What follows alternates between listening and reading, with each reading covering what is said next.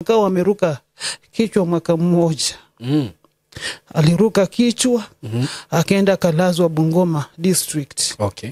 Yani anamaanisha kwamba sisi ni watu maskini, kazi yetu ni kuhangaika, tunakuomba. Alitukanyakea kideri, akatumwagilia. Niliambia tu watoto wetu msilie, mnyamaze tu. Na bila kudanganya, tulikula tu ile kideri mbele ya Mungu, tulikula tu hiyo kideri. Tena mwenye alikuwa ameniunganisha na yeye, ameanza kumupea vitina. Anamwambia usiwae huyo msichana, ni watu wa mashida, wazazi wao watakusumbua, wachana na huyo mwanaume. Na alikuwa assistant yangu kutoka nyumbani kabisa. Sikuwa najua kama alikuwa na bibi. Hakuwa amenielezea ni mtu mwenye ako na bibi. Akaniambia usijali, maana wanaume wanakuanga tu hivyo. Alikuwa mama mwenye amekoma at least. Mtoto akakufa akiwa tu anataka kutoka, alikuwa mtoto kilo 4. Alishindwa kutoka. Nikaambiwa niende operation. Lakini Mungu akaniokoa, nikajikuta tu kama nasukuma tu mtoto mwenye amekufa. Nikaambia afisa mmoja, mimi naona kama na miscarriage, mniruhusu niende nyumba. Wakaniambia tumekuruhusu, tumekupea free bond, ukuje kesho kotini.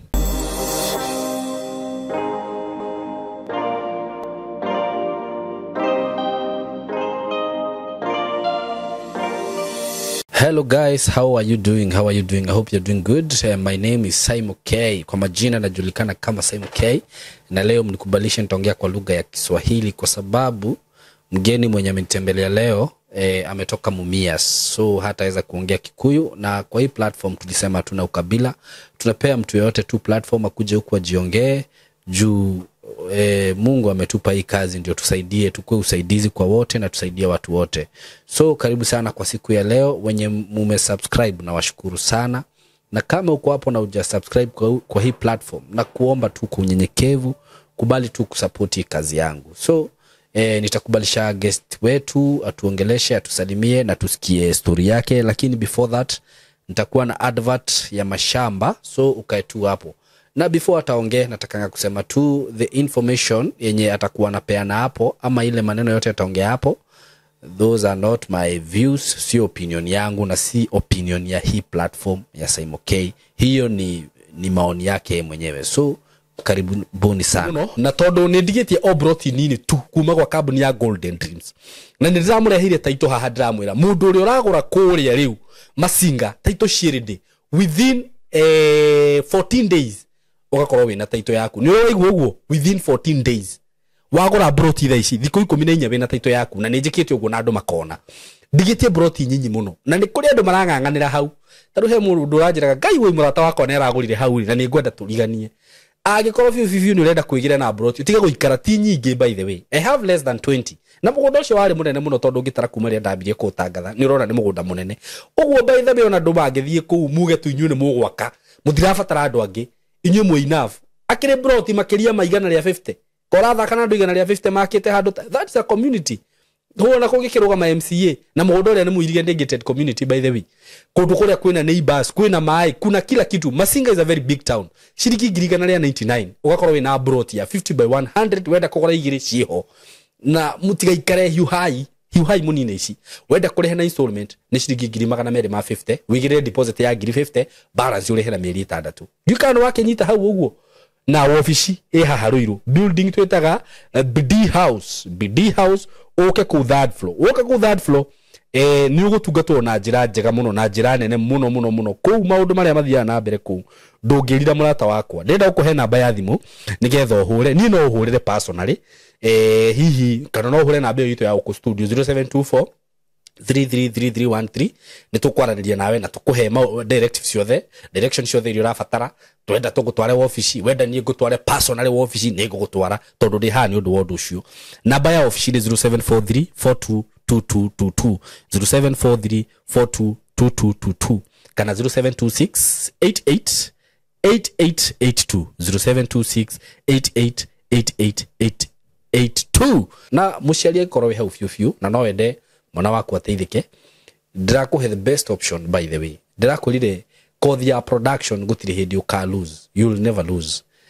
Tarutha ici ngwire na TK thimu iria huragirwo ni andu ni content creators makinjuria Simon, no ukorwo wina mundu hihi urikitie guthoma oke hihi akorwa kinjoyaga uguo maundu ta macio nginya ahoria biashara urakora mundu ni arabatara mundu wa kumuyagira biashara yake makanitha ni marabatara andu a video mamoyagire mama streamagire yani there is a lot ona ndingihota go feed maundu macio mothe na thina uria ukoragwo wiho ringi ni ugakora ati ringi mwana ni athii thukuru no riu ringi uria athii thukuru maundu maria afundithio ri auma thukuru yo umari ndangihota kuma hau direct athiete wira ni arabatara guka kundu ta guku gwitu nigetha tumutrain ta meri iri acokeru nigetha akorwe sawa no ithui njuga ukiuma guku by the way we ona ndubataraga guthii ati gwika ki tiaga attachment ya acha ukoragwo uivete ukaivana guku nikuo guthoma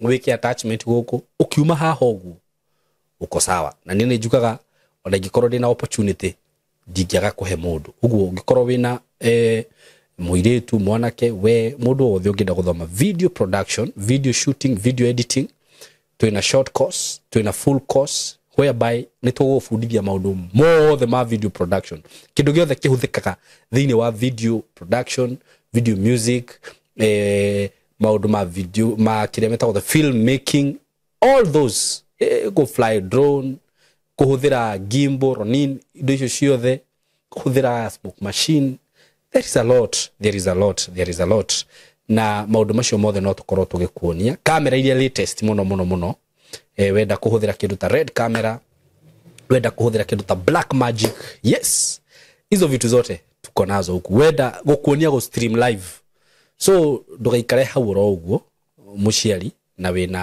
wina kamweke kega muno gaka na oho mwana okaguku nitugeragia kumwariria muno ege ungenda mwana uraigwa no wende gwika DJing we have professionals here no to kuhe kothio ya DJ no na DJ they are doing so good isiru ni maundu maria ndirakwira makoretwo magika wega muno thiini wa art industry no uria turathi na mbere ni juu no tukiongagirira maundu mangi twarora tukona undu uyu no uteithie student ati student ume haha na athiambiririe kaundu gake ni tuguthi tukiongagirira maundu macio na last time ni ndanire ngiuga ona ungienda gukorwo gika kindu ta baking na andu aria mareka maundu macio ni juu ni mareka wega muno and they are doing very very well.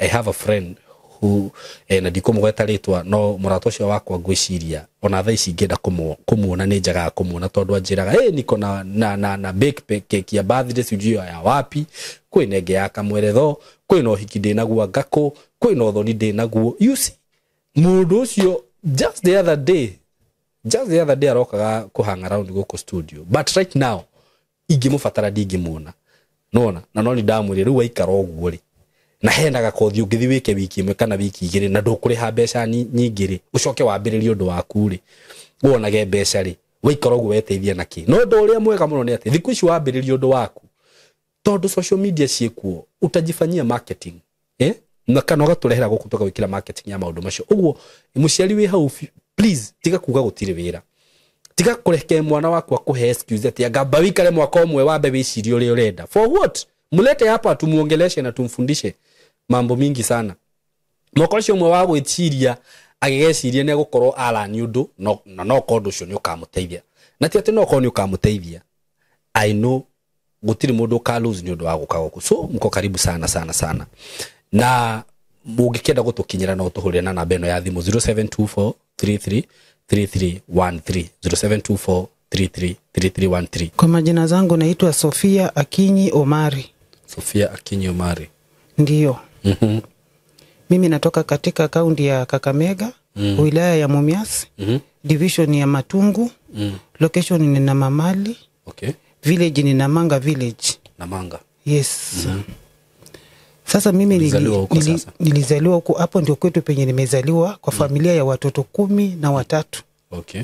Watatu wakawa wameaga, lakini mimi nikawa mtoto wa kwanza kwa wasichana, but mbele yangu kuna watoto vijana. Okay. Yes. Sasa kwa hiyo familia ni familia ya mama mmoja na mzee mmoja, walikuwa mama mmoja na mzee mmoja. Bahati mbaya mzuri walikuja kuaga mapema. Early death. Hatukuweza kuwaona vizuri zaidi. Maisha yao ilikuwa walienda yani hivyo tu kwa madakika tu kama bado tunawahitaji zaidi. Nilijikuta kama niko na miaka 5 kama naishi maisha mengine ya uchungu sana. Okay. Yalikuwa maisha mazito. Mama yangu alikuwa mgema wa chang'aa. Okay. Alikuwa anapika chang'aa. Ndio tukule. Na kwa hiyo chang'aa hakukuwa na makinika. Maana pia yeye alikuwa mlevi. Okay. Sasa kwa hiyo chang'aa akitaka kuuza tena nagawa watu, hata inakuja inaisha kabla hata hajapata chochote. Okay. Sisi tumekuwa watu wa kuhangaika. Anatuambia tuanze kuuza chang'aa tukiwa watoto wadogo. Hatuelewi. Ikifika jioni watu wanalala, anatuambia kuna kulala, ni kusomba maji ya kupika chang'aa. Tulikuwa tunaenda maji mbali sana, karibu kilomita 1. Tukisomba maji usiku wa manane, watu wote wamelala. Lakini sisi tulikuwa tunasomba tu maji ya kupika chang'aa. Okay. Tukimaliza hivyo usiku, asubuhi kukipambasuka, tunaambiwa tuende shule. Na hiyo usingizi yote tunaambiwa tuende shule. Saa zingine mnaenda shule hata muna sabuni ya kuosha uso. Mnaenda tu hivyo mkijipanguzia kwa hiyo umande mkienda kwa shule. Wakati ule hatuna hata manguo za kuvaa. Unavaa nguo imeraruka tumbo. Hata ujielewi. Niliteseka sana hayo maisha. Usiku tukilala tunajikuta tumeingia ndani ya gunia, kila mtu amepewa gunia, hiyo ndio blanketi yetu. Hamna mahali pa kulala. Hatuna mahali, hatuna blanketi. Hata hatukuwa na nyumba. Nyumba yetu ungefikiria ni manyata. Okay. Ilikuwa nyumba ya nyasi. Na ilikuwa tu nyumba rumu moja na watoto wote. Okay. Chakula ikipikwa tunang'ang'ania tu, hata tushibi. Saa zingine hakuna chakula, tunashinda tukua miwa, tulikuwa tunatafuna miwa mpaka ukikuja mabesheni zimejaa zinafanya tu mainzi. Na magonjwa ilikuwa yametupenda zaidi. Kama mimi magonjwa ya scabies ilikuwa imenikula zaidi. Magonjwa ya? Ilikuwa scabies ya ngozi ya kujikuna kuna. Wakati ule hatukuwa na sabuni za Sepso. Ama hizi zenye zinaitwa Protex. Niliumia zaidi. Tulikuwa tunajikuna. Majigas, mchanga yetu ilikuwa uchanga ya majigas. Niliumwa zaidi. Na zile vitu zinauma uchungu zaidi. Okay. Zilikuwa zinauma, zingine unatoboa, miguu sasa zinaanza kuoza. Niliteseka kabisa. Sasa tulikuwa tunaenda kwa dispensary kutibiwa. Unaenda huko na kitabu. Tunatibiwa.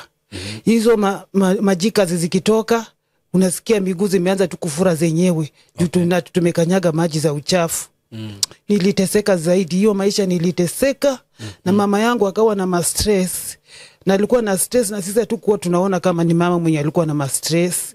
Tukawa tunaona ni mkali zaidi. Alikuwa anatuchapanga vibaya zaidi. Ukifanya tu jambo kidogo anakutandika vibaya mpaka yani unalia siku zako karibu zote. Kumbe tulikuja kurealize alikuwa na stress na hatukujua.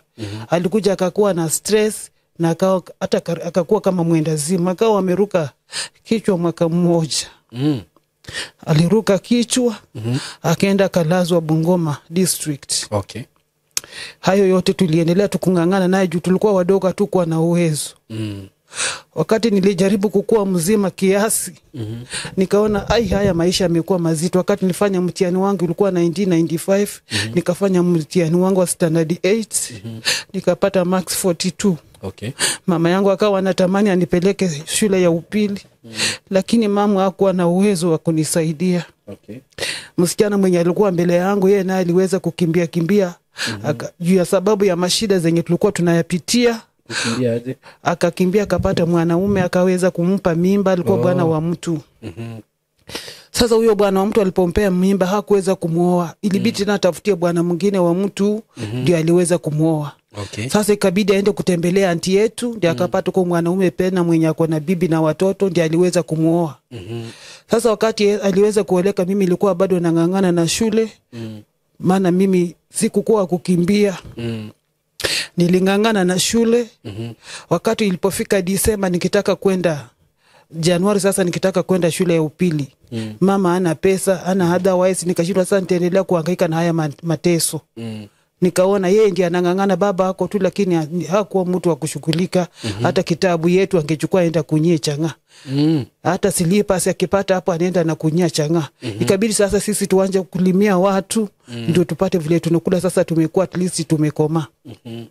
Tukaenda kufanya kibarua kwa jirani yetu pale kupanda miwa.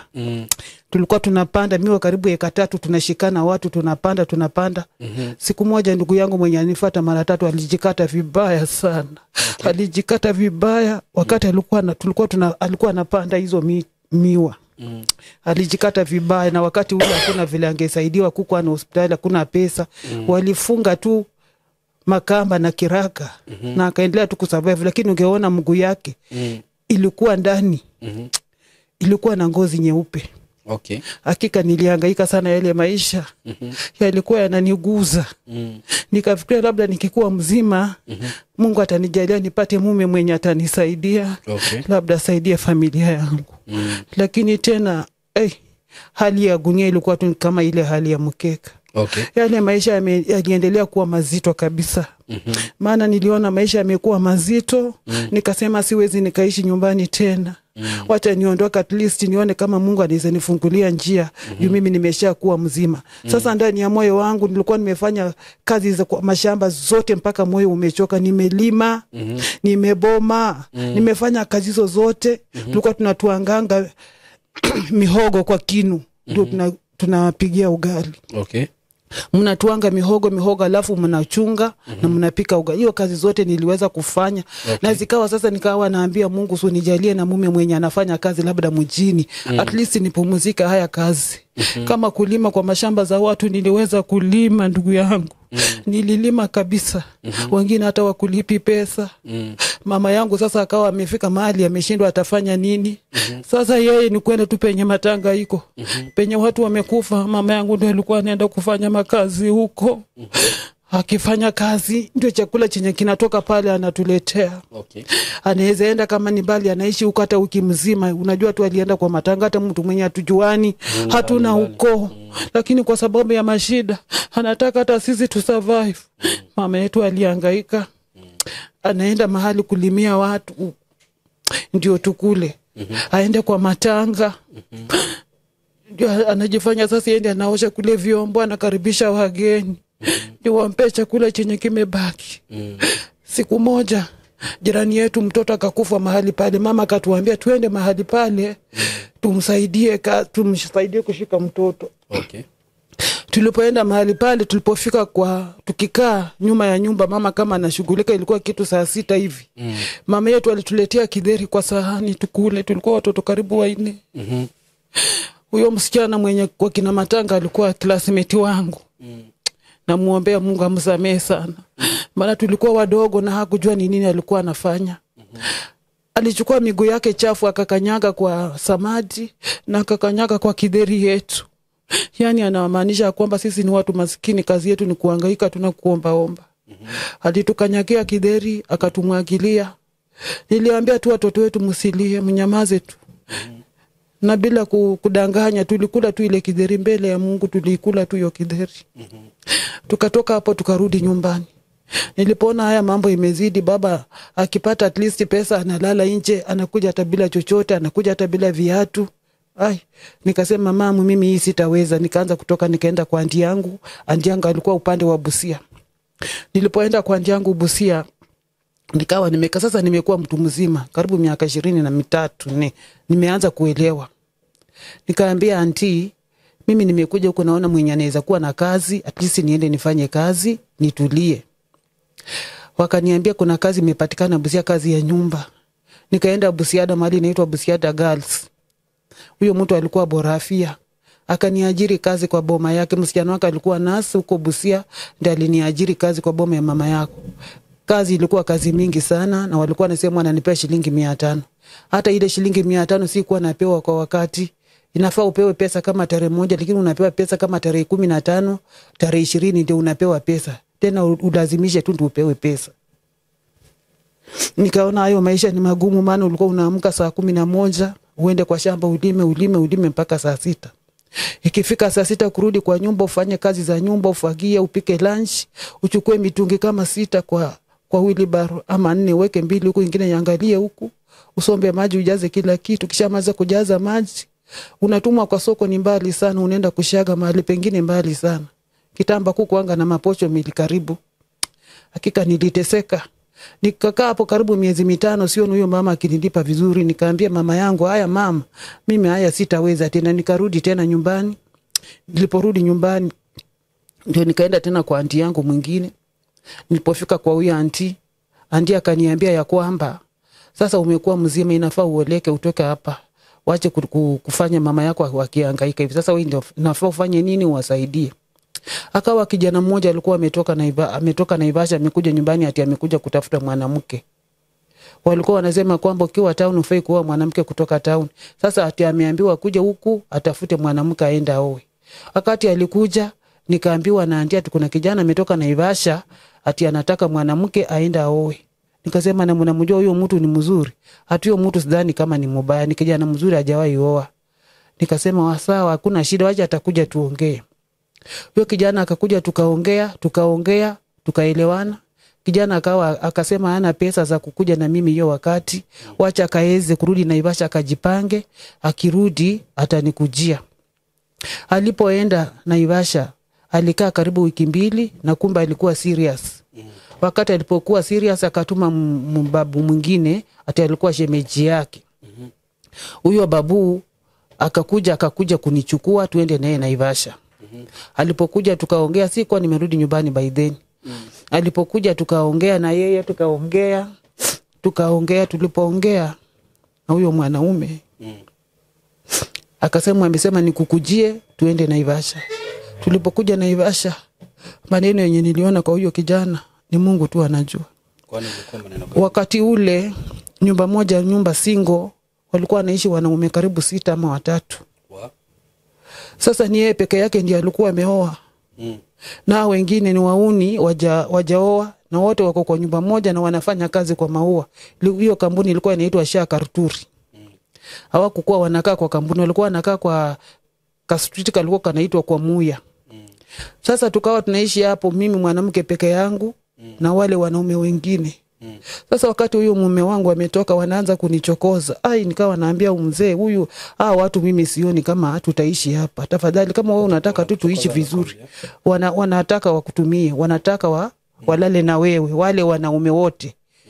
Huyu akitoka anataka kuongelesha lale na wewe, huyu anakuambia na anasema ukijaribu kuongea na huyo mwanaume tutakufanya maneno. Mimi nikaambia mimi hapa sitaweza kwa sababu sio haya nilikuja. Huyo mwanaume akaweza kutafuta kanyumba mahali na akapata telegram wakati ule ya kukuanga na masimu. Kulikuanga na telegram. Akawa ameitwa telegram. Tena mwenye alikuwa ameniunganisha na yeye ameanza kumupea vitina. Anamwambia usioe huyo msichana, ni watu wa mashida, wazazi wao watakusumbua, wachana na huyo mwanaume. Na alikuwa assistant yangu kutoka nyumbani kabisa. Wakampea maneno mengi. Huyo kijana akarudi amebadilika. Akawa anaanza kuniambia nataka uende uishi nyumbani kwetu. Nikamwambia nitaishi aje nyumbani kwenu hata wewe hujaienda kwetu. Hatujakaa hata sana, ni miezi 2-3 hivi, nitaenda aje kukaa kwenu? Ninaona anashinda akisisitisha, nikanyamaza. Akaniambia unajua hii mwisho ikifika unaenda nyumbani. Nikasema siwezi bishana juu sina otherwise. But mzuri nilikuwa nimesevea hiyo area, nikaona kuna mahali unaweza fanya kazi na sikuwa na kitambulisho wakati huo. Ni mahali penye unaweza fanya kazi. Ni mahali nikaona tena kulikuwa na aunti yangu kutoka nyumbani.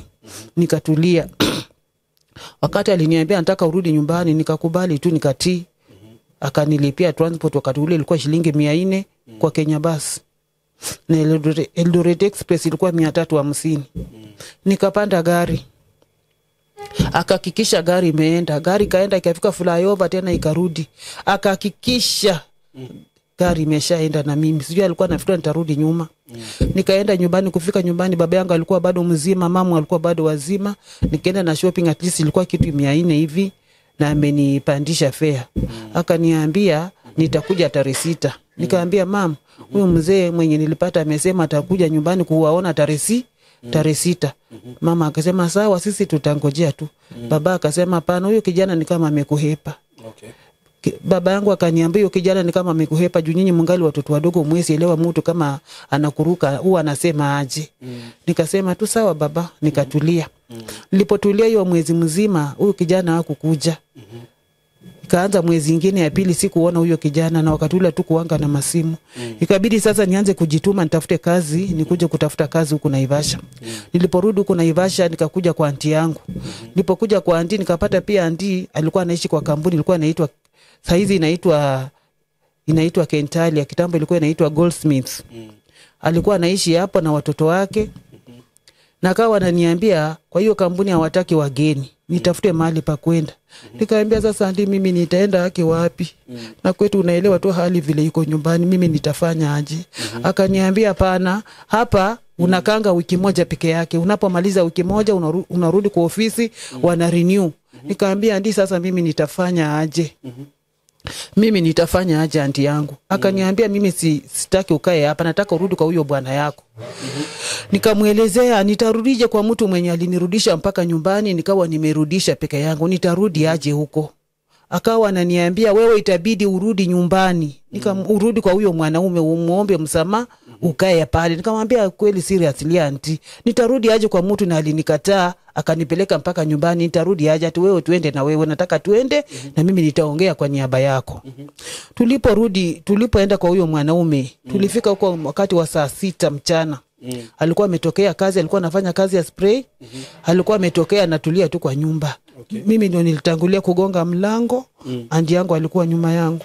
Nilipogonga mlango, huyo kijana aliniambia, "Ni nini shida?" Nikamwambia, "Kwani shida ni gani? Si nilikurudisha kwenu, kwa nini umerudi tena hapa?" Nikamwambia, "So uliniambia utakuja, utanikujia. Nimeona unikujii, ikabidi tu mwenyewe nijilete." Kwani wewe ulikuwa unataka nikufukuze na viboko ukijua ndio uelewe ninakukataa? Mimi sitaki maneno yako. Watu waniambia nyinyi watu wa mashida, mko na mambo mengi, mnaenda kuletea mikosi zenu hapa. Mimi sitaki maneno zako. Nikamuelezea, sasa hiyo yote inakujia nini? Wakati tulitongozana wale watu wengine walikuwa. Akasema mimi sitaki kujua hayo. Na aunti yangu akaingia. Aunti akamwambia, "Wewe ulidanganya wazazi ya kwamba unaenda na au kuenda kwa nini?" Akaambia, "Aunti mimi sikuwa na otherwise, nilisema tu aende, ndio sikutaka mambo ya." Sasa ikabidi niishi tu maisha ya kuhangaika tu na kuteseka hapo Naivasha, nikitafuta kibarua, naenda nalilia watu. Sasa ndio nikashika rafiki, nikapata rafiki. Na sikuelewa kama alikuwa na mwanamke. Kumbe alikuwa na bibi na watoto wawili. Bibi alikuwa tu ndiye ameenda nyumbani kiasi. Na sasa tukaanza kuongea na yeye kwa hiyo hali yenye nilikuwa nayo kufanya ule urafiki, nikajikuta nikiwa mjamzito. Nilipokuwa mjamzito nikamuelezea, nikawa nimepata kibarua, nikapata nyumba yangu, nikamuelezea unisaidie shopping ya kufanya vitu zangu, niende kwa nyumba yangu, siwezi enda kwa nyumba yako na nyumba uko na bibi. Tulipoendelea kuendelea hivyo kukaa hivyo, mtu akaenda akaambia bibi yake nyumbani ya kwamba yule mwanaume amepata mwanamke mwingi na amepata msichana tu mdogo kushinda wewe. Na huyo mama alikuwa mama mkubwa kiasi, maana alikuwa ametoka mahali ameacha watoto 3 na hapa ndiye alikuwa amezaa watoto 2. Sasa watu wakawa wamemwambia vitina kwamba bwana ameoa mwanamsichana mwenye angali tu, inafaa uende uangalie ni nini. Wakati yule mwanamke alitoka nyumbani, bahati mzuri mimi nilikuwa kwa nyumba yangu. Mume wangu alikuwa amesharudi huko nyumbani. Kurudi kwa nyumba akapata bibi ameingia. Akamwambia, "Mimi nataka kujua huyo mwanamke mwenye uko na yeye, huyo ndio mimi nataka kuona. Sitaki mtu mwingine, nasikia umeshaoa, nataka kuona huyo mwanamke." Bwana akamuuliza, "Kwani umeachia nani boma? Nimekupea ng'ombe pale, umeachia nani hizo vitu?" Akamwambia, "Mimi nataka kuona yule mwanamke." Yule mzee akamwambia, "Wewe lala utulie, tutaenda asubuhi uone mwenzako." Walipolala, sijui kama alilala na mavita juu siku kwa huko sielewi. Lakini nilipofika asubuhi niliona mume wangu anarudi, anakuja peke yake. Akiwa na baisikeli, wakati kule kulikuwa na mabaisikeli sana. Akiwa anaendesha bike ya Phoenix. Akaniambia, "Mwenzako amekuja, nataka aenda akujue. Nataka ufanye haraka, ufae manguo, tufanye nini? Twende."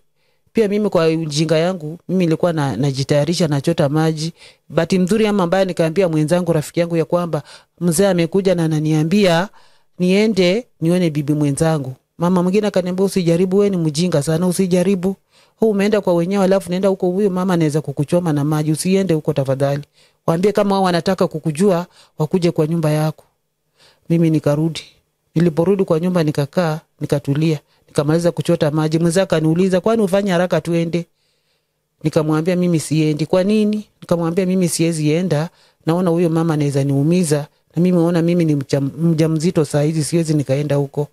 Akaanza kunitusi, akaniambia tutaona nani atakusaidia kama uwezi taka kwenda kujua mwenzako. Kumbe ni mtu mwenye akili yake ilikuwa inakimbia na sielewi. Mzee akaniambia niende nione bibi mwenzangu. Nikamkataza mimi siwezi enda huko maana mimi ni mjamzito. Naye alikuwa na mtoto kwa miguu. Anaweza niumiza. Baada ya kufundishwa ama kuelimishwa na mwenzangu.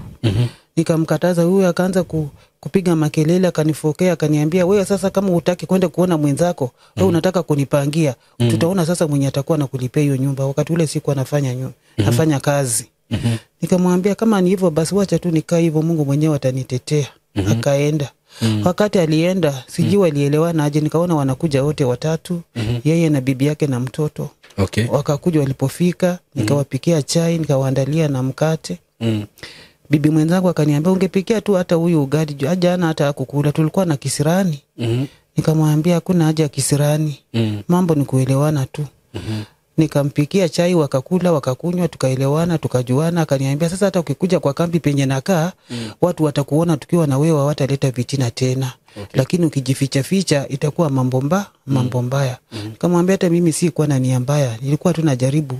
Ni kwa sababu ya maisha yenye nilikuwa nayapitia. Sikuwa najua kama alikuwa na bibi. Hakuwa amenielezea ni mtu mwenye ako na bibi.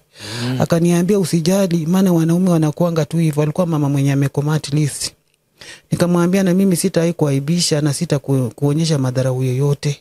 Akasema sasa tuheshimiane, nikiwa nyumbani unajua mimi nangoja boma na wewe ukiwa huko ngoje mzee asitembee vizuri. Tukawa tu tumeelewana hivyo. Kumbe ndani ya moyo wake hakukuwa mtu mzuri, alikuwa na wivu mbaya sana. Mimi sikuwa naelewa alikuwa na wivu. Ni sasa wewe ungali mjinga, hujui kama mtu amekasirika kama anakupangia maovu. Akawa amerudi nyumbani. Aliporudi nyumbani nikasukuma hiyo mimba, ikafika siku ya kuzaa. Huyo mtoto akakufia kwa tumbo, hakuweza kutoka, ilikuwa 201. Mtoto akakufa akiwa tu anataka kutoka, alikuwa mtoto kilo 4. Alishindwa kutoka. Nikaambiwa niende operation. Lakini Mungu akaniokoa, nikajikuta tu kama nasukuma tu mtoto mwenye amekufa. Tukaenda tukatupa makaburini. Kwanza wakati wa 201, ilipofika 202, tukasikia kwamba baba yetu alikufa. Alikunywa changai, kaweza kuchoma matumbo. Na akaweza kukufa. Maana alikuwa anakunywa changaa zaidi, saa zingine hata kabla hajakula chakula, anakunywa tu. Na ikaweza kumuua. Hatukuitwa haraka ya kwamba baba yetu alipasi. Walinyamaza tu. Karibu wiki 2-3 mzee akienda kwa kazi, ndiye akakutana na jirani wa kwetu, akasema na nina wako wapi? Walijua baba yao alikufa. Hakukuanga na masimu wakati ule watu wote. Akamuelezea kwamba baba yao alikufa. Ndio nikakasirika, nikaambia sasa si unitafutie pesa niende nyumbani. Akaniambia mimi sina pesa kuendea matanga. Nikamwambia seriously baba yangu akufa alafu niambie una pesa kwenda nyumbani. Tukaanza kukeleleshana kiasi. Akatafuta pesa, akaniambia wewe inaonekana mngekuwa matajiri ungekuwa mbaya sana. Nikamwambia hapana, lazima tu nikwambie ukweli. Maana baba yangu hawezi kufa mimi bila kwenda. Kwenda huko tukapata baba yetu alizikwa. Nikajaribu kuuliza, mama akakuwa mkali sana. Niliweza kukuambia kwamba ukali yake ilikuwa kama mtu mwenye ako na mapresha fulani, sisi hatukujua. Alikuwa tunaona tu kama yani alikuwa kama mwendazimu kidogo. Alikuwa kama mtu chizi. Akapiga kelele akatuambia wakati tulienda Naivasha, alituliambia nani? Tulienda Naivasha kufanya kazi gani? Akapiga makelele, mimi nikanyamaza tu na hayo, tukamalizana na matanga, mimi nikarudi Naivasha. Nikakuja nikakaa kidogo, mzee akaniambia nataka sasa uende ujue kwetu. Tukaenda sasa ushago kwa kina bibi. Kwa kina mzee. Tulipofika pale, tulipata huyo mwanamke kama anapalilia. Ilikuwa kitu saa 8 huyo mwingine. Lakini ndani ya moyo wake hakukuwa na furaha. Tukaingia, akatukaribisha, akatupikia ugali na mayai. Tukakaa hapo karibu mwezi mzima bwana akiwa lifu. Lakini sikuwa nakaa na amani. Ilikuwa vita kila wakati. Sasa amewajulishana ameshatushajulishania huku town. Sasa mimi naenda kujua ushago. Hivyo sasa huyu atakuwa nakaa huku hivyo. Alisema hivyo. Yule mzee wetu hakuwa mtu wa kuongea. Alikuwa tu anawarundika tu kama viazi na ongei chochote.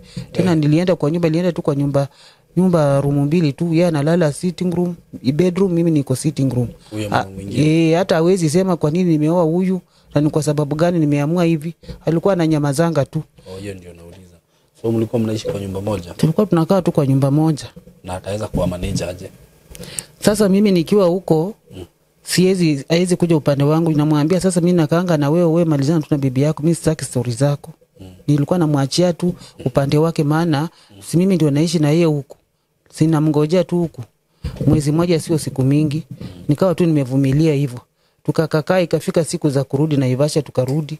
Tuliporudi huku bwana akaanza kusikia maneno, mara bibi sijui afanye vizuri ya kuendani vizuri, akasema anaona kama uko nyumbani kutaenda vibaya, anataka nilikuwa nimepata kibarua, akaniambia nataka niwache kazi niende ushago. Nikamwambia mimi nitaendaje ushago na hata sina watoto. Akasema mimi nataka uende ushago na mimi ndio kuongea. Nikaenda ushago. Wakati nilipofika huko kwa kuwa na vita vingi, bwana anataka kujenga nyumba. Anajenga nyumba ya mabati karibu 30 na tena bado anatuweka tu wanawake wawili pale. Badala aseme mwingine aende kule mwingine aende huku. Hiyo nyumba karibu inimalize mimi.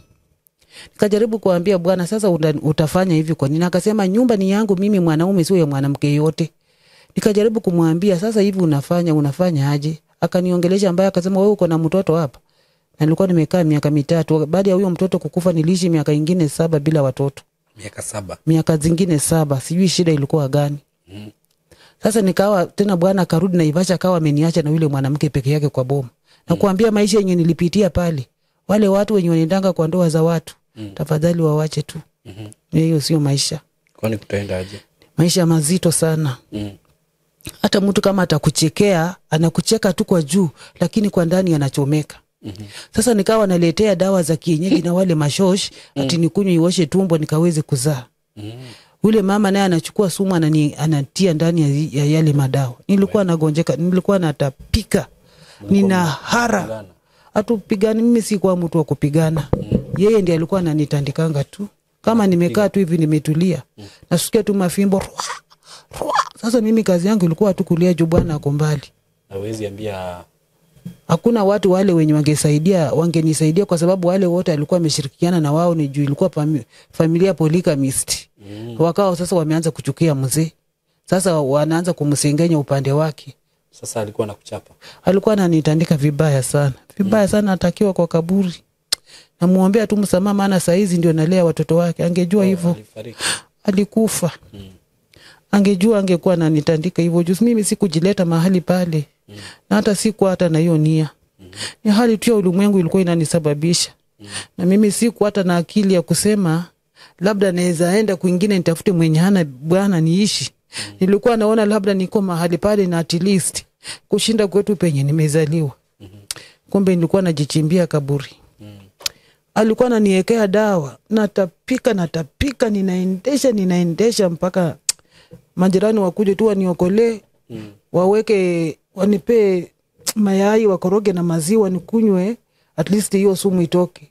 Na anasema sio yeye, na anasema hajafanya kitu chochote. Kwa na nyamaza tu.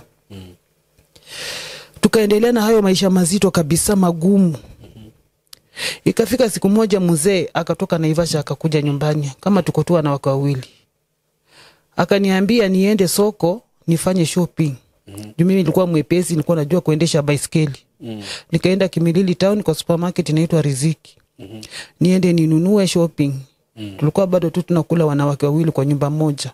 Sasa mimi ndio nilikuwa kama mchagasi wake, ndio naosha watoto wananipenda, nashughulika. Yeye hata wako anampendanga zaidi. Juu hata yeye alikuwa mkali kwa watoto. Nilipokuwa nimetoka kumbe waliulizana nyuma, bwana akamuuliza. Aliuliza bwana kwa nini ampeangi yeye pesa yeye ndiye aende soko, kwa nini ananituma mimi? Ni kama bwana naye hakukuwa mtu wa kutaka kuulizwa, akaanza kumweka makofi. Nasikia alimweka tu kofi moja. Na huyo mwanamke alikasirika akaenda polisi, akachukua P3. Na kitambo P3 ikuwe processed. Kurudi nikapata mwenzangu hayuko. Kuuliza bwana kwa nini mwenzangu hayuko, ako wapi? Akaniambia tumekosana kidogo ametoka. Nikaanza kumgombanisha, nikamwambia wewe unajua chenye watu wananiongelelea hichi kijiji ni mambo mabaya sana. Sasa unapokuja na uchape huyu wanasema mimi ndio wanakuambia maneno mcha. Mimi sitaki kuwa ukimtandika tafadhali. Sitaki kuwa ukimchapa hata kama amekukosea, sio lazima uchape mtu. Na yeye hakuwa mtu wa kuambiwa, alikuwa anasema yeye ndiye anaongea, hataki mtu amwambie. Kwani unaniambia mimi ni mtoto? Akawa amenilimbikisia malawama, wanasema ni mimi ndio nafanya, anatandika yule mwanamke. Nikatulia. Wakati bwana alirudi baada ya siku 3 kurudi Naivasha. Kumbe huyo mama ameenda kuleta maskari wakuje wanishike. Alikuwa washike na bwana, lakini bwana akapitia njia nyingine akawa amepanda gari ameenda mbele. Akarudi usiku. Kesho yake sasa wakanikujia. Kwanza nikasikia fununu kwa majirani wakisema ya kwamba ati mwenzako ameenda kukuletea maskari wa kushika juu ulimtandika. Nikamwambia na mimi nilikuwa wapi akichapo, hata akileta mimi nitawaambia tu mimi sikukuu, hiyo sio kazi yangu. Saa kidogo nikaona maskari wameingia wakiwa na yeye, wakasema wewe ndio fulani. Nikasema ndio ni mimi, nataka tuende na wewe. Nikawauliza kwa sababu gani? Utajulia mbele. Nikapelekwa mbele. Kufika tu mbio unyo kukaa tu kidogo, nikachukuliwa, kaambia unaitwa huko. Kwenda huko naambiwa nawa hapa. Mimi nafikiri labda nienda kukula, kumbe naenda kushtakiwa nichukuliwe vidole ya kwamba mimi na mwenye hayuko tumeumiza fulani, tukamuumiza, sijui tumemnyang'anya vitu gani. Akaniwekea kesi ya assault. Mimi sasa na ujinga yangu sielewi. Najua tu unapofika pale kwa polisi utasema tu si kufanya na uachiliwe. Kumbe ni kitu unatoka na pesa. Sio rahisi vile unafikiria. Nikakaa hapo siku 3, nikaona kama na menstruate. Ilikuwa Friday, ndani ya seli. Nikaona kama na menstruate. Nikaambia afisa mmoja, mimi naona kama na miscarriage, mniruhusu niende nyumba. Wakaniambia tumekuruhusu, tumekupea free bond. Ukuje kesho kotini. Mimi wakati nilienda hata si kushughulika labda nitafute pesa nirudi na pesa ili waniondoe ama wanatokanga na pesa. Nilijua tu sina makosa, nitasema si kwa na makosa na nitolewe. Niliporudi askari akaniita akaniuliza. Kwanza huyu mama alisharuka huko akawaambia mnataka mliachilia huyu mama anataka kutoroka. Sasa ukakuwa wakali sana. Wakaniuliza nani amekuja amekufuata? Nikasema hakuna mwenye amenifuata, na wakati kule kukuwa na masimu, hata mzee kuwa na habari ya kwamba nilishikwa. Nimelala seli siku 2 hakuwa ana habari. Wakaniambia hakuna mwenye amekufuata. Nikasema hakuna mtu yeyote mwenye aliweza kunifuata. Kwanza nilienda kuambia shemeji jioni ya kwamba vile wamesema yeye akushughulika, walinyamaza tu. Kumbe walikuwa wanashirikiana na huyu bibi mwenzangu ili waniangamize. Mimi nikawa nimetulia. Nikaambiwa sasa wewe, nikasomewa mashtaka, wewe na mwenye hayuko mliumiza mwenzenu, mkafanya hivi na vile. Free bond ni 50,000. Na wakati kule pesa hii kukua inapatikana ilikuwa ngumu sana. Nikarudishwa seli. Niliporudishwa seli, nikalala hapo siku 2, nikateremshwa Bungoma. Nilipoteremshwa Bungoma kuangalia orandi yangu haiko, nikarudishwa tena huko Kimilili. Niliporudishwa Kimilili, watu wa kanisa wakawa wamekuja kuniona. Mimi nilikuwa mtu wa kanisa sana nikiwa huko. Watu wa kanisa wakawa wamekuja kunisaidia wanishikie bond, wanitolee surety. Mwingine akawa anatoa pesa ndipo wengi walikuwa walimu, akasema hiyo ni nini kidogo, sijui wanataka ya pesa ngapi. Wale pia wakaogopa, kashindwa vile watanisaidia. Nikarudishwa tena Bungoma siku 2, nikateremshwa wapi? Seli Kakamega prison ya wanawake. Hakika ndugu yangu niliteseka sana kwa hiyo seli. Sasa kwa seli ukiwa rumande bado hujakubali makosa, ufai kuvaa ile nguo. Unafaa tu ile kunguru, ukipelekwanga kotini ufai kunguru, yani unavaa ile kamisi yako ya ndani ile half pet, ndio unafunganga inafika hapa juu. Hiyo ndio unafunga, mnashinda tu kama mmeketi amwendi mahali. Kifika wakati wa lunch mnaenda mnakula, wakati wa uji mnaenda mnakunywa uji na mnarudi kwa seli. Ikifika usiku unapata wale wengine macriminal wako huko, wasichana tu wadogo lakini walikosa makosa makubwa. Wengine wamekaa pale miaka 13. Ikifika usiku wanawaambia muinuke juu muanze kusema majina zenu, mseme ushuhuda mmetoka wapi na mlikosa nini ndio mkapatikana mahali pale. Sasa inabidi ukue na uongee. Usipoongea unatandikwa. Watu walikuwa wanachapwa mpaka maaskari wanakuja, lakini wafanyi chochote madam wanakuja. Sasa ilikuwa kila jioni unaamuka, unawa encourage, mnaimba. Usipoongea wanakuchukia kabisa. Tulikuwa tunashuka kila mtu nywele zinaenda nyuma, laini za nyuma. Kila mtu ushuke laini zinaenda kitambo. Ushukwe unapeana sabuni yako yenye mtu alikuja kukutembelea, unamlipa ndio akushuke. Na ikifika wakati wa period, hatukuwa na soda wakati ule. Tulikuwa tunararua mablanketi zenye tunatumia pale zenye tunajifunikanga ndio unatumia. Tunalala kwa mattress moja wanawake karibu 6. 3 wanaangalia huku na 3 mnaangalia hivi. Hayo maisha yaliendelea hivyo. Baada ya mwezi moja, sijui mzee alisikia aje, akawa amekuja. Akaniambia, usijali, utaenda kutoka, nimeongea na mwenzako. Amesema anaenda withdraw your case. Nikamwambia mumeelewana na yeye? Akasema ndio. Nikasema sawa tu. Ikafika siku ya kwenda kutoka kotini, gari kawa imeharibika. Ikachelewa kufika Bungoma, hiyo kesi ikapita. Paka the following day tukalala Bungoma, tena ndio tukaenda kotini Kimilili. Tulipofika Kimilili nikampata amekuja na mashemeji wako pale. Akaweza kuniletea soda na mkate, lakini huyo alikuwa ameshanipea soda na mkate. Nikamwambia mimi nimeshiba, asante. Akaniambia usijali, utatoka, tumeshaongea maneno, tumeweka wazi. Tumeshaongea na mzee, kuna mambo yenye tumeongea.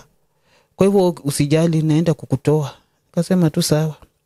Nilipofika kwa ubao wakanisomea, hawakusoma mashtaka, ilikuwa tu hearing. Tukarudishwa tena ndani. Baadaye nikasikia tena wasema tena tunaitwa ndani. Ati mlalamishi wangu anataka withdraw case. Akainua mikono akasema amenisamee, ana withdraw case. Wakamuuliza kwa nini ulishika mwenzako? Akajifanya tu hapa akasema ati nilikasirika juu tulipigana na yeye na bwana akanichapa mimi badala ya yeye. Sasa hiyo kitu ikaniuma sana. Wakamwambia siku nyingine kama umesha withdraw jaribu kuleta tena hapa kesi. Maneno ikaisha, tukarudi nyumbani. Kurudi hivi nyumbani, bwana hata kukaa na mimi anielezee kulikuwa hivi, kukaenda aje vile tumepanga. Mimi nafika tu hivi, hata hakulala, naye anapanda gari anarudi ati amechelewa kazi. Nikashangaa, sasa huyu ndiye bwana gani huyu sasa? Atafanya mimi nikufe hapa. Sasa angesema hata tuende na yeye huko juu. Yeye anasema ukae hapo. Mimi nikakaa tu nikatulia. Kaanza kuniambia wamesema wewe uhame kwa hii nyumba yenye imejengwa uende jikoni. Hii nyumba ndio ilifanya ukaenda ndani. Kwa hivyo utoke kwa hii nyumba uende huko jikoni yenye tulikuwa tunaishi. Nikamwambia sikatai dada yangu. Lakini sasa mzee mwenye tunaishi na yeye ndiye alikuwa anafaa nielezee, sio wewe unafaa uniambie. Maana ni yeye ameturundika kwa nyumba moja. Sasa ukinielezea hivyo mimi nitasema aje? Akasema mimi ndio nakuambia, na usiposikia vile nakuambia na wewe ndio utaumia, sio mimi. Na wakati ule sikukuwa na watoto hata mmoja. Nikatulia tu. Maana mimi sasa ni mnyonge, sina langu. Nilitulia kabisa. Kesho yake akaniambia nimesema uhame kwa hii nyumba usikii. Nikamwambia bwana ako na Ivasha haelewi chochote, bwana ajui. Sasa hata saa zingine wanaume wanakuanga watu wa kuingiza watu kwa moto. Aweke maneno wazi. Anataka afanye kitu na anashindwa atafanya aje. Ama hakutaka afanye na anashindwa vile atakataa kufanya. Sasa na wawachanga tu ni dilema. Sasa mnabaki vita nyinyi wenyewe, mnaweza hata umizana. Na makosa inakuanga ya mtu tu mmoja. Akaniambia nihame, nikamwambia mimi sitahama mpaka bwana mwenyewe ndiye atanielezea. Sio wewe utanielezea, juu amekuwa hapa hajaongea chochote. Sisi tumekuwa na wewe hapo, umesikia aliongea nini? Ati sawa tutaona. Mimi nikaamka asubuhi kwenda maji, nikapata amebomoa nyumba yangu. Amebomoa room yangu, amenitupia vitu zangu zote nje. Ametupa na amechukua zile zenye zilikuwa za mzee. Ameweka kwake huko. Akaniambia nichukue hizo vitu nipeleke kwa jikoni. Na ako hapo na wazee wengine, wazee wawili, hata wazee walikufa saizi hawako. Hao wazee wakaniambia beba hizo vitu peleke jikoni. Nikamwambia wazee mimi siwezi beba. Kama yeye aliona siwezi nikabeba vitu, akaona yeye anaweza beba, basi abeba peleke penye anaona anaweza peleka. Wakaniambia beba vitu, kwani huko kwenu hakuna wazee wenye wanataka kuambia jambo na usikie. Nikaona ni kama kuna maneno hapo. Mimi nikabeba vitu zangu, nikapeleka jikoni. Kulikuwa na mahindi, nikauza mahindi gunia moja, nikapanda gari nikakuja huko. Nikaambia huyu mwanaume kuanzia leo, na kuambia kuanzia leo huko kwako tena siwezi enda. Kama ni huko tunaenda tunaishi wote huko, kama ni hapa tunaishi usiku hata na mtoto na nateseka hivyo. Nikamwambia siwezi. Nipokuja hapa bahati mzuri Mungu akanibariki. Nikawa nimepata kazi kwa maua. Nikawa tena nimepata mtoto, nikapata mimba 207 msichana. Nilipopata hiyo mimba tukaendelea kusukuma yeye mama naye endelea. Kumbe huyo mama alikuwa na shida, alikuwa na growth. Na mimi sikujua alikuwa na growth. Huyo bibi mwenzangu alikuwa na growth kwa tumbo. Na hiyo growth ilikuwa ika-affect watoto wake, karibu watoto 3. Wote walikuwa na shida. Kuna mwingine alikuwa na inaitwa ania, ni kama ania. Makende ilikuwa imejaa tu hivi. Alizaliwa na hiyo makende kubwa hivyo. Na mwingine naye alikuwa na tumbo kubwa, ungefikiria hiyo tumbo ako na mimba na mtoto wa miaka 5, tumbo kubwa. Walikuwa watoto wa complicated, kumbe zilikuwa kutoka kwake na mimi sikuwa najua. Sasa hakuwa mtu wa kushughulika tibu watoto pamoja na bwana yake. Walikuwa tu watu wa makelele, vita, lakini hawezi shughulikia watoto watibiwe. Mtoto mwingine naye alikuwa na growth kwa mapua, kijana mdogo. Sasa mimi niliporudi huko nikamwambia mambo ya kwenu tena siendi huko, acha vitu zikae, kama nikupotea vitu zipotee huko. Sasa nikawa naenda tu kutembea kama niko leave, nikajifungua mtoto mmoja. Nilipojifungua mtoto mmoja nikasema na shida ilikuwa wapi yenye sikuwa najifungua nazaa. Nisiende family nione shida ilikuwa wapi. Nilipokosa kwenda family nikabarikiwa na mapacha, nikapata mimba. Kumbe hiyo mimba ilikuwa ya mapacha. Na kumbe huyu bwana tena amegeuka akili. Bwana akatoroka kaniacha nikiwa na mimba miezi 4. Baada ya kuishi bila watoto, sasa nimeanza kubarikiwa watoto na akatoroka. Wakati akatoroka mimi nikangangana tuna mizigo zangu, nikawa nateseka na watoto. Juu sasa uko na mkono mmoja, una hata mwenye anaweza kuongezea. Mshahara nayo ni kidogo, ukipata unakopa deni, unalipa madeni yote. Sasa ikabidi ukope kwa watu wenye wanakopesha pesa wote. Huyu mwingine asijue umemkopa. Unakopa huyu ndio uende ulipe ule. Ukishakopa huyu unaenda unalipa ule. Ule mwisho akikupea sasa hiyo ndio utafanya shopping. Mmoja tu akikataa kukupea hivi unakufa. Siku moja nikaenda kwa barabara nikataka kugongwa na gari. Maana wale watoto wachanga mapacha walikuwa wanakula. Na hakuna chakula chenye watoto wanakula. Walikuwa wanakula. Nikakopa pesa, mmoja akakosa kunipea ndio nifanye nizunguke vile nafanyanga. Nikashindwa nitafanya aje. Nililia, watoto wanalia wanataka chakula, mimi sina chakula cha kuwapea. Nikaenda kwa barabara nigongwe na gari, nikaenda kukopa pesa mahali. Nikataka tu nigongwe na gari watoto wangu wakufe wasione kama nahangaika. Nisione yani wakihangaika hivyo. Bahati mzuri mama mwingine akanipigia akaniuliza ulipata zile pesa zenye ulikuwa unataka? Nikamwambia sijapata. Akaniambia kujia. Ndio nikaenda pale, nilipofika mahali pale akanipea 1000. Nikanunua unga, nikaenda kwa nyumba. Ukianza tu kupika hata hujapika mboga, watoto wanakulia tu ugali kwa jiko tu, hiyo ugali kafu. Walikuwa wanakulanga hiyo ugali kafu. Juu unawachelewesha, juu wamesikia njaa hawajakula chochote. Wanakula ugali kitambo wawekee supu na mboga, walisha kunywa maji wameshalala. Nikahangaika sana hayo maisha, nikateseka zaidi. Mama yangu akasikia nahangaikanga huko na watoto, akakuja akachukua watoto wangu wote 4 akaenda na wao nyumbani. Mama akakaa na wao sasa wakati huo kwa tena anauza chang'aa. Hakuwa anauzanga machang'aa, sasa aliachana mambo za chang'aa. Lakini maisha tu ni mazito tu ya kuteseka na kuhangaika. Sasa wasichana wameanza kukua, at least wanamrushia kakitu. Lakini wasichana wataki watoto wangu kwa boma. Wanataka tu watoto wao ndio wakae pale, wataki watoto wangu waishi hapo. Nikashangaa niliwakosea nini kwani? Wakasema wataki hao watoto kwangu. Watoto walikaa wanasema niendee watoto kila saa, ukituma pesa wanaona kama utumi. Nikateseka zaidi. Nilipofika 2014 mama yangu akakufa. Nikapigiwa simu ya kwamba mama yako amekufa. Na kazi yenye nilikuwa nikifanya nilikuwa nimesimamishwa, sasa nimepata tu kibarua.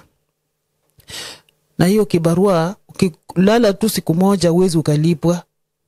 Nikasema sasa nitafanya aje? Nikamwambia tafadhali mumweke tu mochari. Nisikume hata kama ni wiki 2, pesa zenye nitapata nikuja tusaidiane kwa matanga. Wakamweka mochari wakasikia. Nikangangana nikaenda nikiwa na shilingi 7,000, kanisa ikanichangia 1,000 transport. Nikaenda na hizo shilingi 7,000. Wakati unajua kulingana na kwetu kimila kwetu mzazi wako akikufa unafaa utoe ng'ombe 1 na mahindi gunia 1. Sikukuwa na huo uwezo, nikamwambia mimi sina uwezo. Niko tu na shilingi hizo 7,000. Watu wangu hawakuamini kama sikuwa na pesa. Walisema kila mtu hata sisi tuko tu na 7,000. Na wao walikuwa at least wako na kitu lakini hawakutaka kusikia. Tukangangana tukazika mama. Tulipozika mama yetu.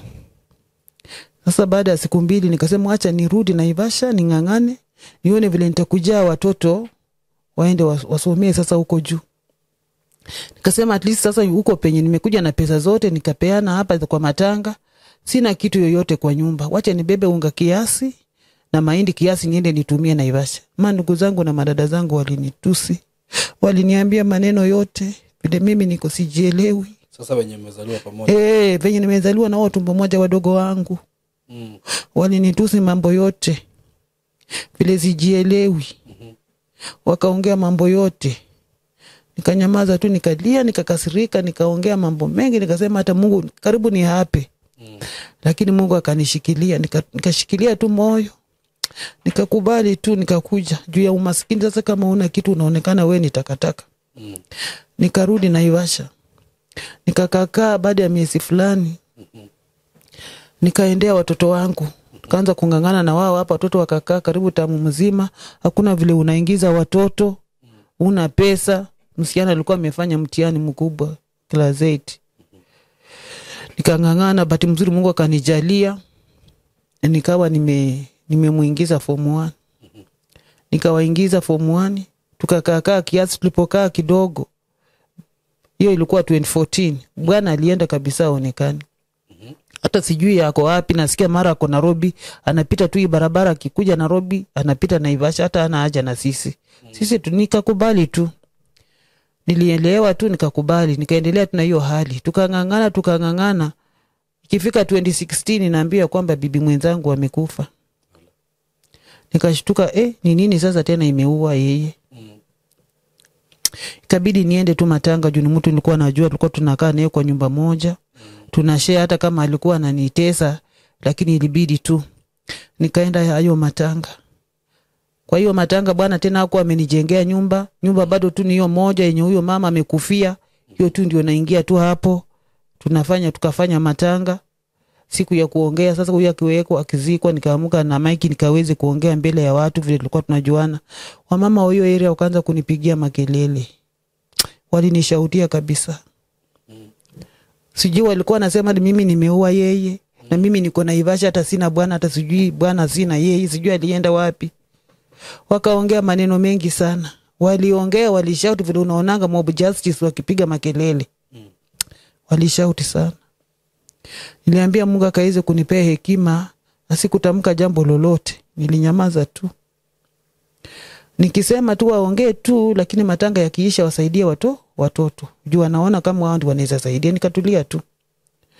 Matanga ilipoisha, mimi nikawa nimerudi kwa kazi. Nilikuwa na kazi wakati ule. Nikaacha mzee huko na watoto. Mzee akaanza kunisumbua ati nisirudi town, nikae hapo. Sasa tu mambo ya Naivasha niachane nayo. Nikamuuliza nitakaaje hapa na sina anything, hakuna hata capital ya kuanza maisha. Niko na watoto, wewe uko na watoto hapa, uko na watoto 7, bibi amekufa amekuachia watoto 7, mimi niko na watoto 4, nitakaaje hapa?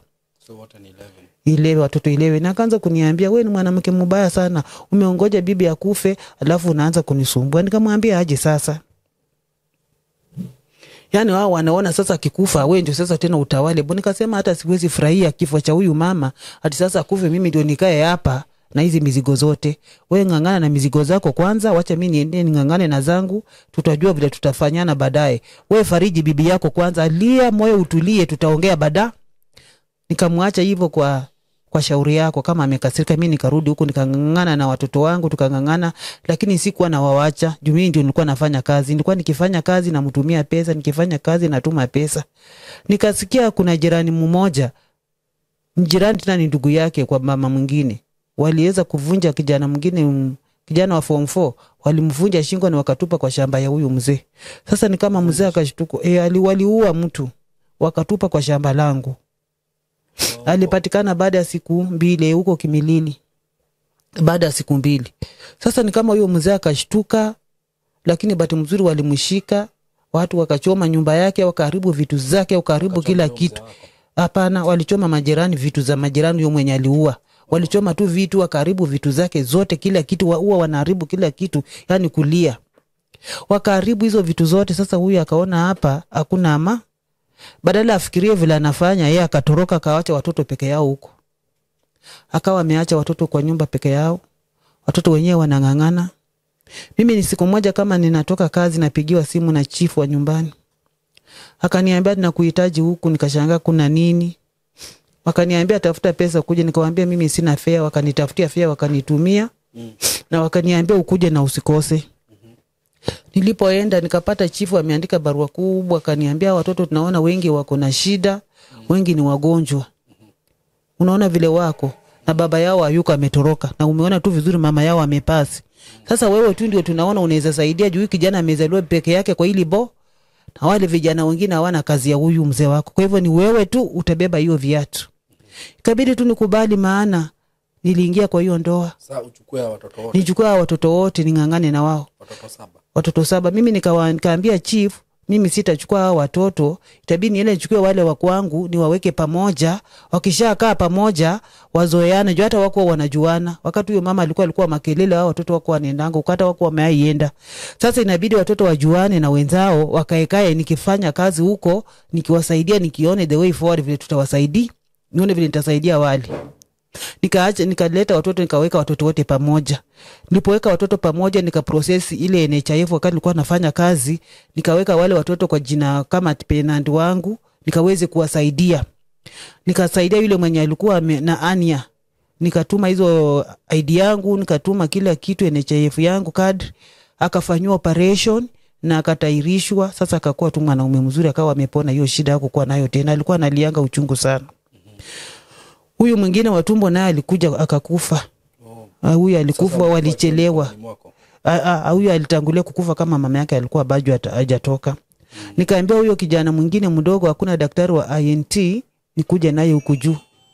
Nilipokuja na huyo daktari huku juu na huyo mtoto huku juu, tukabuku.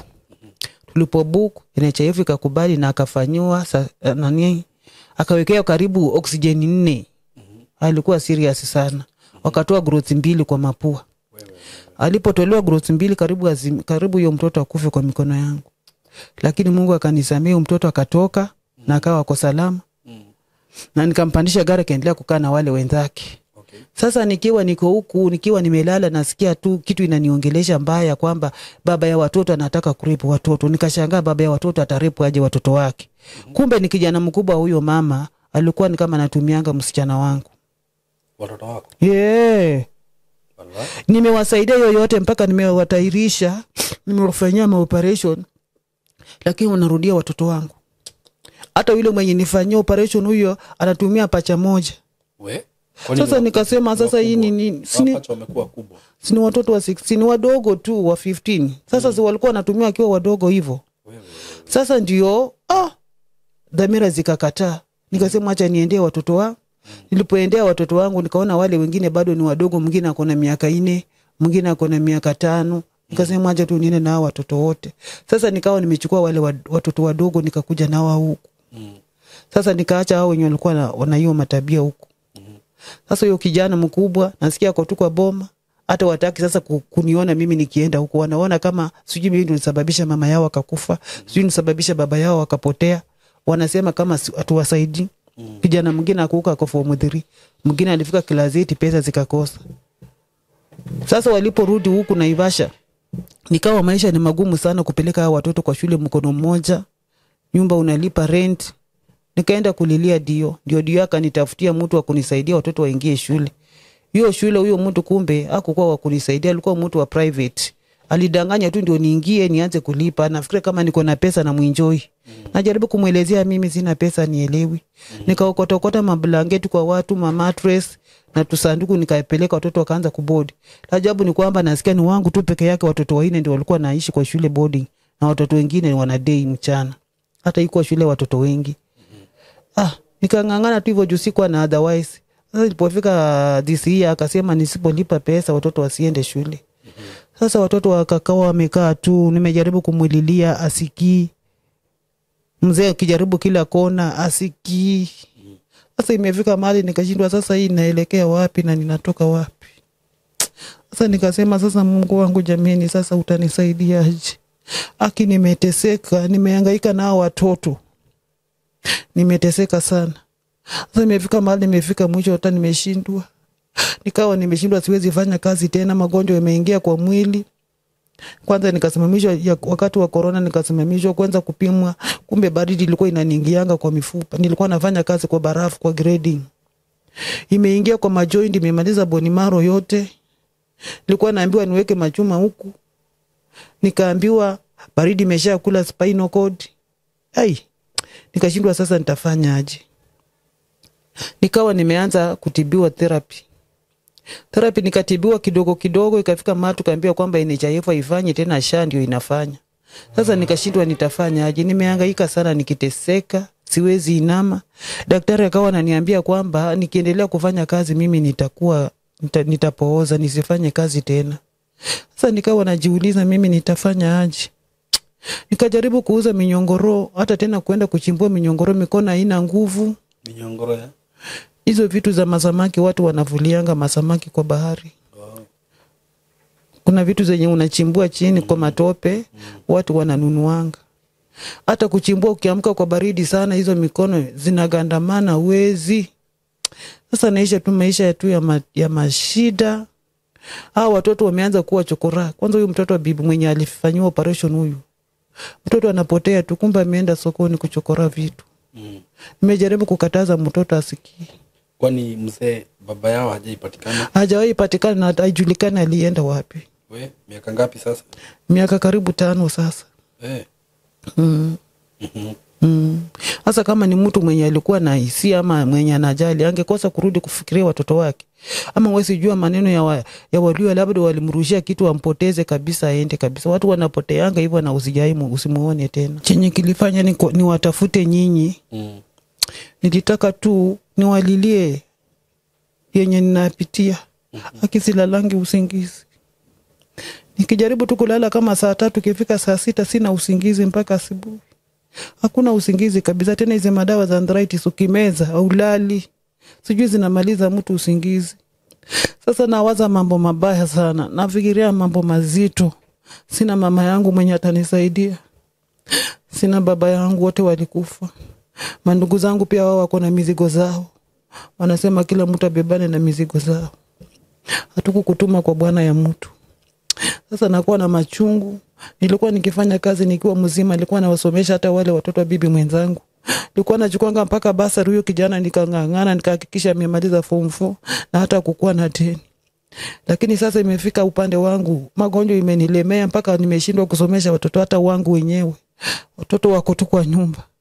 Watoto wanakuwa machokora, na hii karne hii sio wakati ya watoto kukaa bila kusoma.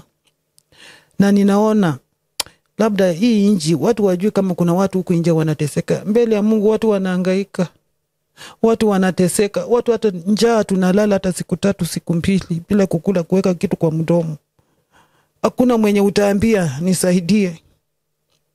Ukiambia mtu anakuambia ngoja kidogo, ngoja nimesikia, utaona tena ukipiga unapata amefunga simu. Nimerandaranda hata kwa makanisa wanisaidie, lakini sioni mwenye ananisaidia. Sioni kabisa. Nimetembea pia kanisa saa hizi wanataka pia wewe ufanye kazi kwa kanisa, utoe pesa uchangie, sio wewe tu upeleke mashida kule kanisa hata wakusaidie. Sasa ninaona kama nilikuwa nimefika mwisho, nashindwa nitafanya aje. Hao watoto nitawarudisha kule kwa mama yao, hakuna mwenye atawasaidia. Ukiwa hiyo bwana yako brothers zake hawamsaidiangi. Hata sasa hata wao wafanye kazi, wanalimia tu watu huko nyumbani. Utategemea mtu kama huyo akusaidie nini shwali? Kulimia mtu ushago. Saa zingine hawapewi pesa. Siwezi warudisha huko. Siwezi warudisha kwa sababu hakuna mwenye, hata kama ndugu yao mwenyewe walikuwa lakini wasaidii. Hawana haja na hao watoto.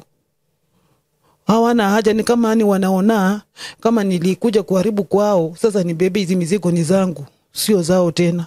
Yani wanaona kama wananipea. Wanaona yani wamenilimbikisia sasa hizo matatizo zote ningangane nazo. Wao hawataki kujua na hawataki kujali, hawajui. Hata wao pia kuna wenye wanajipikia peke yao kwa nyumba, wanateseka huko pia, kuna vile wanakula, wanataka pia mimi niwasaidie, unaona. Sasa hata kuna vile nitabeba watoto niwapeleke huko, hata soma kabisa. Ndio maana nilisema sasa nikuje tu labda nilie. Labda mwenye atakuwa tu na huruma nihurumie tu. Aone tu sio kupenda yangu, ni magonjwa tu yamenifanya. Nilikuwa tunabeba nanga na mizigo zangu zote. Sikuwa naweka chini hizo mizigo. Na nilikuwa nimezikubali. Maana nilisema yote iko na sababu. Nimehangaika muda mrefu, sijaipata amani na sijaipata furaha. Nikasema itabidi tu ningangane nayo mpaka dakika ya mwisho, Mungu mwenyewe ndiye atakamilisha. Ndipo sasa nimeweza kuwatafuta wapendwa. Nilienda mpaka kwa Dio, hakuna msaada. Nimezunguka kila kona. Nimeenda mpaka kwa MCA, mpaka kwa machifu. Nimehangaika. Nimeteseka zaidi. Sasa saa hizi unaishi na watoto wangapi? Saa hizi kwa nyumba niko na watoto 6. Wao wengine wako na huko? Wao 3 wako huko nyumbani. Na kuna mtoto mwingine alichukuliwa akiwa na miaka 2, hata naitiwanga napigiwanga simu ni muendee. Sina hata sina pesa ya kumwendea hata kuwasaidia siwasaidii. Wakati mama yake alikufa huyo mtoto alikuwa na miaka 2. Sasa anakuanga wapi? Ako kwa aunti yake huko saidi za Kakamega huko. Wananipigianga wananiambia niende, nili process tu birth certificate, lakini sina hata pesa ya kusema niende yule mtoto hata nimsaidie. Wamesaidia pia, wamefika mahali wamechoka, wanasema watamrejesha. Lakini wewe watoto wako saizi wako shule ama wasasha? Watoto wangu wote, kuna mtoto wangu mwenye anasoma, watoto wangu wote wako jamaliza. Mwenye yako first born ako how old? First born alienda kabisa, yeye akufanya mtihani. Form 4 ilikuwa ianze Monday. Aliolekanga. Form 4 ilikuwa ianze Monday, naye akaoleka Saturday. Na akaenda pia kwa ndoa ya pili. Kama hii maisha yangu na ni maisha mazito magumu. Sasa nikawa nimekasirika na uchungu wote, na hata yakaogopa kurudi nyumbani. Hajai rudi, nasikia pia anatesekea tu huko. Hata simu apigi. Na wengine? Hao wengine kuna mwenye alikuwa form 3, hajaenda shule kuanzia shule ifunguliwe. Na kuna wenye walikuwa grade, saizi wangekuwa tu wako grade 9, watu sikiana wakubwa. Lakini kwa sababu hakuna pesa, watoto wamekatwa, wamekuwa mama wakubwa, hata waendi shule. Ndio nikasema nikiendelea kukaa hapa hivi naona hii kitu si mzuri mbele ya Mungu. Atasema kwa nini ukusema? Ukuambia watu. Nimeongea, nimeambia mpaka machifu, hata wazee wa kijiji. Nimeingia mpaka kwa mashule. Napewa makaratasi, sina hata shilingi. Najaribu kulia hata nitoe nusu, walikuwa nataka pesa cash. Sasa hiyo ndio machungu tunayopitia. Sasa mnaishi wapi? Naishi tu hapa. Kuna mahali pa kuishi? Hatuna mahali pa kuishi, tunakaanga tu kwa rentals. Sasa ndio tunafungiwa manyumba. Tunafungiwa. Mahali mnaishi hizo kwa rentals? Nafungiwanga tu. Na walilia, napeleka kama niko na radio na wananifungulia. Madeni zinajaa tu, lakini sasa zingine wananihurumia, naona watoto wananifungulia. Sasa ulikuwa unataka mtu anaweza kusaidia labda kusomesha watoto? Anisaidie tu kunisomeshia tu watoto. Mama tu ya watoto, tusitaki watoto wangu wakwe watoto wengine illiterate, hata kama mimi sikuwezeshwa kusoma. Watoto hawana makosa. Sisi wazazi ndio tuko na makosa, tulichagua njia mbaya. Wacha niseme tu labda sikuchagua njia mbaya, labda hapo ndio Mungu alinipangia ndio nikaweze kusaidia watoto wengine. Labda singekuwa hiyo boma, hao watoto wangefanywa operation. Baba yake alikuwa tu mzima na hakuwa anawashughulikia. Mama yao alikuwa tu mzima, hakushughulika. Ilibidi mimi ndio niingie, ni process NHIF yangu ndio watoto wafanywe operation. Labda ni Mungu alikuwa na sababu. Okay. Sasa hizi imekuwa makelele kwa boma, kama wataki kunisikia, wataki kuniona, wameleta makelele. Wanaona sijui kama nitafaa. Hata ni kama sasa sina mtoto kijana kulingana na hiyo familia. Kama una mtoto kijana wewe sio mwanamke tena. Wanaona tu kama sasa una shamba yako hapo. Sasa mimi nasaidia tu hawa vile inasemekana kwamba tenda wema enda zako. Juu mimi niko tuna watoto wasichana. Na ninashukuru kwa hiyo juu sikosoi Mungu wangu. Pole sana. Na mimi hata sitakufungilia kwa hii platform. Asante. Nitakuomba tu upeane namba yako ya simu. Ndio mtu yote mwenye ataweza kukusaidia kwa hii story anaweza chip in. So utapeana namba yako ya simu na majina yako. Na najua Mungu God will make a way. Si ndio? Asante. Peana namba ya simu kwanza. Namba yangu ya simu ni kwa majina naitwa Sofia Akinyi Omari. Namba ya simu ni 076996 0020. Rudia. 076996 0020. Umesema unaitwa Sofia Akinyi? Sofia Akinyi. Okay. So error lito woko ni joe audience nene, inakuanga audience kubwa kwetu huku ni ya Wakikuyu, lakini hatuchaguangi juu hapa hatuna ukabila. Na juu mama alinitembelea na akakuja kutulilia, kama unaweza kuwa na uwezo yoyote tu yenye unaweza msaidia nayo, msaidie tu ka unaweza msaidia. Hiyo ni mzigo kubwa sana, huku umeachiwa mzigo kaa hiyo. Na unajua economy venye iko saa hizi, by the way. Hata kama unataka, hata kama uko kazi, kuweza kuangalia watoto wote si kazi rahisi. So kama unaweza kuwa tu na usaidizi watoto wawili wenye wako shule. Watoto ni watoto 6 wenye wako shule wenye wasomi kwa saizi. Watoto 6? Yeah. Wow. Mungu ata nini tu atatumana tu. So njia yote tu yenye unaweza msaidia nayo, msaidie tu, atakani kumtumia kitu ya kukula hivi, atakani makao. Najua amepeana namba yake ya simu. Najua kupitia hii story Mungu atafanya jambo. So nashukuru sana kwa venye mmekuwa mkitutazama. Mungu awabariki sana na tunawapenda. Endeleeni kusubscribe na kuwatch na kushare hizi video zetu. Asanteni sana. Mushalia korowe hau fiu na no ende mwana waku ateithike. Ndirakuhe the best option by the way. Ndirakurire kothi ya production gutiri hindi uka lose. You'll never lose.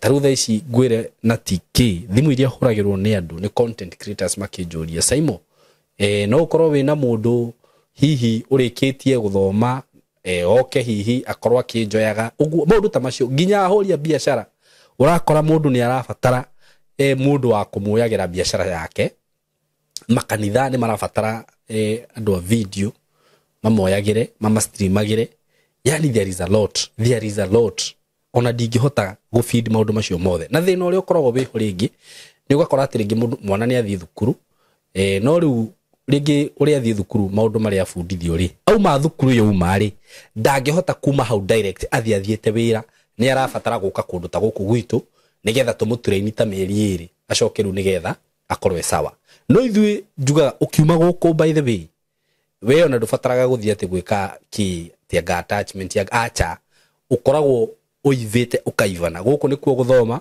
wike attachment guku ukiuma haha ugu uko sawa na nini njugaga ona gikorwo dina opportunity ndingiaga kuhe mundu uguo ngikorwo wina muiretu mwanake we mundu wothe ungenda guthoma video production, video shooting, video editing, twina short course, twina full course whereby nitugufundithia maundu mothe ma video production. Kindu giothe kihuthikaga thiini wa video production, video music, maundu ma video ma kilemeta the film making, all those go fly drone, kuhuthira gimbal, ronin, indo icio ciothe, kuhuthira smoke machine. There is a lot. Na maundu macio mothe no tukorwo tugikuonia. Kamera iria latest muno. Wenda kuhuthira kindu ta red camera, wenda kuhuthira kindu ta black magic. Yes. Hizo vitu zote tuko nazo huku. Wenda gukuonia go stream live. So ndugaikare hau ro uguo muciari na wina kamweke kega muno gaka. Na oho mwana okaguku nitugeragia kumwariria muno. Ege ungenda mwana uraigwa no wende gwika DJing. We have professionals here. No to kuhe kothio ya DJ. No na DJ they are doing so good. Ici riu ni maundu maria ndirakwira makoretwo magika wega muno thiini wa art industry. No uria turathi na mbere ni njui no tukiongagirira na maundu mangi. Twarora tukona undu uyu no uteithie student ati student ume haha na athiambiriria kaundu gake ni tuguthi tukiongagirira maundu macio. Na last time ni ndanire ngiuga ona ungienda gukorwo gika kindu ta baking na andu aria mareka maundu macio ni njui ni mareka wega muno and they are doing very very well. I have a friend who na ndikumugweta ritwa no murato cio wakwa ngwiciria ona tha ici ngenda kumuona ni njaga kumuona tondu anjiraga niko na bake cake ya birthday studio ya wapi kwina nge ya kamweretho kwina uhiki ndinaguo ngako kwina uthoni ndinaguo. You see mundu ucio just the other day arokaga kuhang around guko studio, but right now ingimubatara ndingimuona nona na no ni ndamwire riu aikara uguo ri na hendaga kothi ungithi wike wiki imwe kana wiki igiri na ndukuriha mbeca nyingi ri ucoke wambiririe undu waku ri wonage mbeca ri waikara uguo weteithia naki no ndu uria mwega muno ni ati thiku ici wambiririe undu waku tondu social media ciekuo utajifanyia marketing na kana ugaturehera guku tukawikira marketing ya maundu macio uguo muciari wi hau please tiga kuga gutire wira tiga kureke mwana waku akuhe excuse ati agamba wikare mwaka umwe wambe wicirio uri urenda for what mulete hapa tumuongeleshe na tumfundishe mambo mingi sana mwaka ucio umwe wa gwiciria agegeciria ne gukorwo ala ni undu no kondu ucio ni ukamuteithia na ti ati no kondu ukamuteithia. I know gutiri mundu ka lose ni undu wa guka guku so mko karibu sana na mungikenda gutukinyira no tuhurire na namba eno ya thimu 0724333313 0724333313.